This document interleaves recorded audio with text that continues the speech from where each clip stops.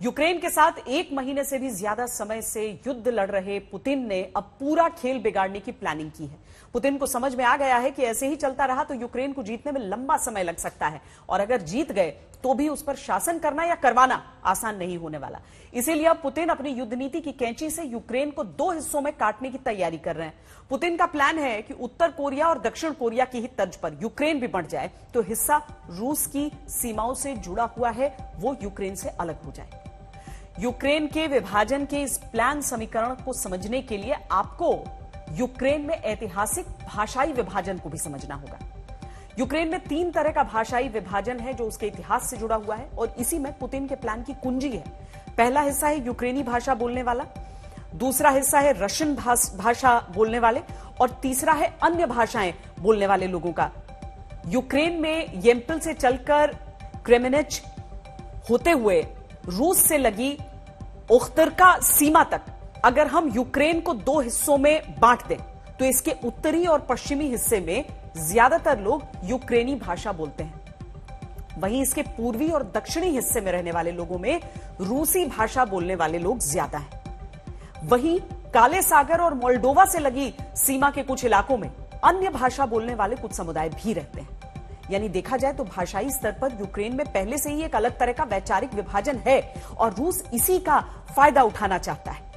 अभी देखा जाए तो रूस ने यूक्रेन के उन क्षेत्रों पर कब्जे की ज्यादा कोशिश की जहां रूसी भाषा बोलने वाले लोगों की संख्या ज्यादा है, जैसे Kharkiv, Mariupol, Melitopol, Kherson, Donetsk, Donbas, Zaporizhzhia और यहां तक कि सुमी तक रूस ने बड़े हमले किए और कब्जे की कोशिश की। अब ये देखते हैं कि पुतिन यूक्रेन पर विभाजन की कैंची कहां से कहां तक चलाना चाहते हैं। अभी तक जो हमले हो रहे हैं उसके पैटर्न को समझें तो जिस हिस्से में रूसी भाषा बोली जाती है उन हिस्सों पर कब्जे की कोशिश ज्यादा हो रही है, यानी हमले भी ज्यादा हो रहे हैं। अभी तक कीव पर बेलारूस की ओर से आने वाली रूस की सेना ने हमला किया है। कीव के पूरब, पश्चिम और उत्तर के हिस्से से कब्जे की कोशिशें हो रही हैं, लेकिन रूस ने अपनी नई प्लानिंग के तहत क्रीमिया की ओर से सेना को आगे की ओर रवाना किया है जो कीव को दक्षिण से घेर सकती है। मैप के जरिए समझाएं तो ओडेसा में रूस की सेना है, मिकोलाइव, खेरसान, मेलिटोपोल, मारियोपोल और ज़पोरिजिया की तरफ से रूस बढ़ रहा है। अगर रूस की सेना कीव तक पहुंची तो वो यूक्रेन की ड्नाइपर नदी किनारे बसे शहरों से होती हुई जा सकती है। इस स्थिति में ड्नाइपर नदी से जुड़ा एक बड़ा हिस्सा अलग करवाया जा सकता है जिससे यूक्रेन 2 हिस्सों में बंट जाएगा। देखा जाए तो यूक्रेन के 2 हिस्सों की सीमा रेखा ओडेसा से लेकर ड्नाइपर नदी से होती हुई चर्निहिव तक जा सकती है, यानी यूक्रेन का एक बड़ा हिस्सा जो रूस और बेलारूस की सीमा से भी जुड़ता है और जहां रूसी भाषा बोलने वाले लोगों की संख्या भी ज्यादा है, वो एक अलग देश बनाया जा सकता है।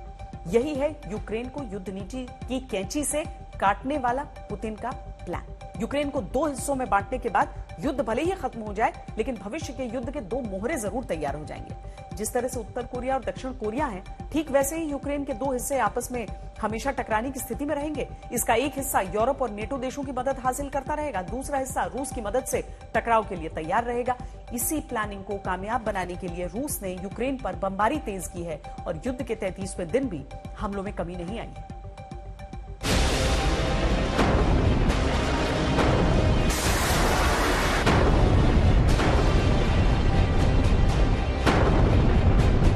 रूस के हमले अब यूक्रेन को जीतने से ज्यादा उसे बर्बाद करने पर फोकस करते नजर आ रहे हैं। रूस अब उन इलाकों पर हमले तेज कर रहा है जिसको वो यूक्रेन से अलग करना चाहता है और इसमें उसके निशाने पर है डोनबास और दोनेत्स्क, जहां बमबारी एक बार फिर दहला रही है। यहाँ पर मैसिव एक्सप्लोजन्स की आवाज सुनाई दे रही है। हम डोनेत्स्क सिटी में हैं।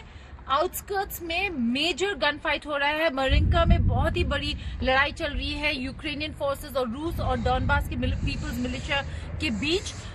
और जब हम यहाँ पे आए तब इतने एक्सप्लोजन्स नहीं सुनाई दे रहे थे, लेकिन वही दिन था जब प्रेसिडेंट पुतिन ने कहा कि अगला पड़ाव मिलिट्री ऑपरेशन का यहाँ डोनबास रीजन में यानी कि डोनेत्स्क और लुहांस्क में होने वाला है। तो आज बहुत ज्यादा एक्सप्लोजन्स की आवाज सुनाई दे रहे हैं। हम जाएंगे, देखेंगे कि क्या हो रहा है इन आउटस्कर्ट्स में भी। लेकिन अभी यहाँ पर अगर आप देखें, सिटी खाली हो गया है। बहुत कम लोग, वैसे भी बहुत कम लोग नजर आते हैं, लेकिन सब घरों के अंदर चले गए हैं। और यहाँ पर भी बंकर्स होते हैं, तो बंकर्स में चले गए होंगे अगर अलर्ट उन्हें मिला होगा। यूक्रेन कीव सिटी की तरह यहाँ पे एयर रेड सायरन्स नहीं बजते हैं, लेकिन एक्सप्लोजन्स की आवाज लगातार सुनाई दे रही है। यूक्रेन को जब जब लगता है कि वो रूस को मुंहतोड़ जवाब दे रहा है, तब तब रूस उसे बताता है कि वो महाशक्ति क्यों है। रूस अभी तक यूक्रेन के उत्तरी, दक्षिणी और पूर्वी हिस्से को निशाना बना रहा था, लेकिन अब उसकी जद में यूक्रेन का पश्चिमी इलाका भी है। धुएं का ये गुबार लवीव शहर से उठ रहा है।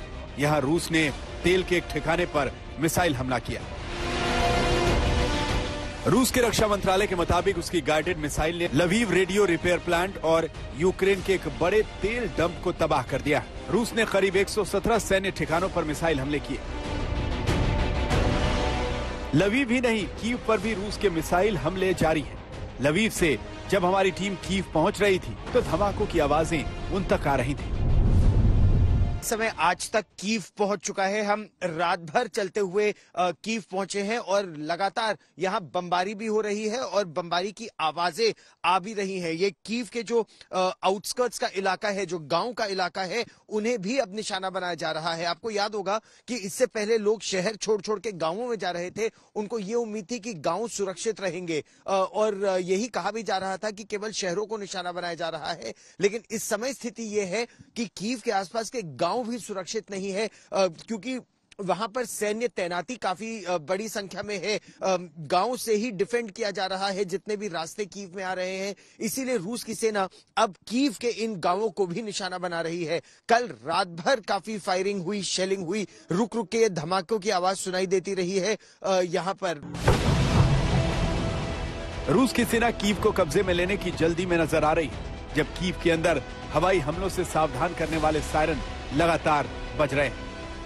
राजधानी कीव में एक बार फिर एयर रेड सायरन बजता हुआ और यहाँ लोगों को यही हिदायत दी जा रही है कि जल्दी से जल्दी वो किसी भी बिल्डिंग के अंदर चले जाए। तेजी से गाड़ियां निकल भी रही हैं। अगर आप पूरी तरफ इस पूरी सड़क पर देखें तो लोगों को यही हिदायत दी जा रही है कि वो सड़क से जितनी जल्दी निकल सके यहां से निकल जाए। एयर रेड सायरन लगातार इस पूरे क्षेत्र में बज रहे हैं। इनकमिंग मिसाइल का खतरा बताया जा रहा है।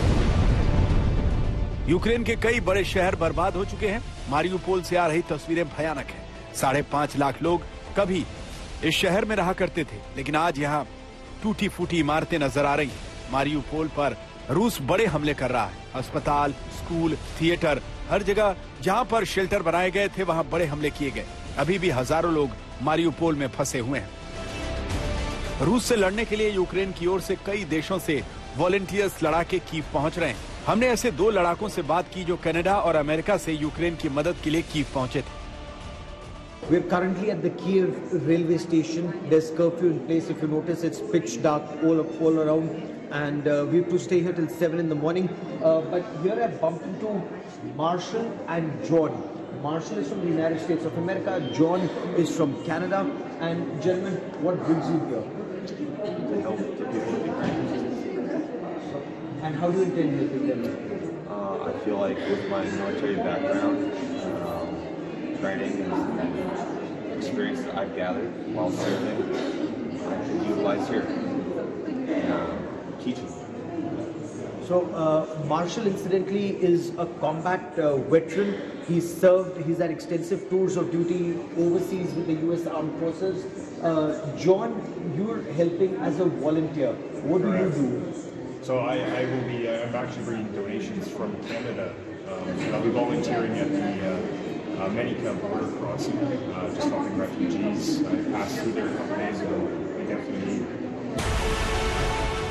रूस के रक्षा मंत्रालय ने खेरसन का एक वीडियो जारी किया जिसमें यूक्रेनी सेना की एक बारूदी सुरंग को रूस की फौज हटाती नजर आ रही है। रूस खेरसन पर नियंत्रण का दावा कर चुका है। कुल मिलाकर यूक्रेन की बर्बादी तेजी से हो रही है। वो शहर जो पहले गुलजार रहा करते थे वो अब खंडहर बन चुके हैं। मारियुपोल हो, चर्निहिव हो या माकीवका, सबकी बर्बादी की ऐसी ही तस्वीरें हैं, एक जैसी तस्वीरें, एक जैसी कहानी। यूक्रेन के कीव से गौरव सावंत, राजेश पवार, डोनेत्स्क से गीता मोहन के साथ आज तक ब्यूरो।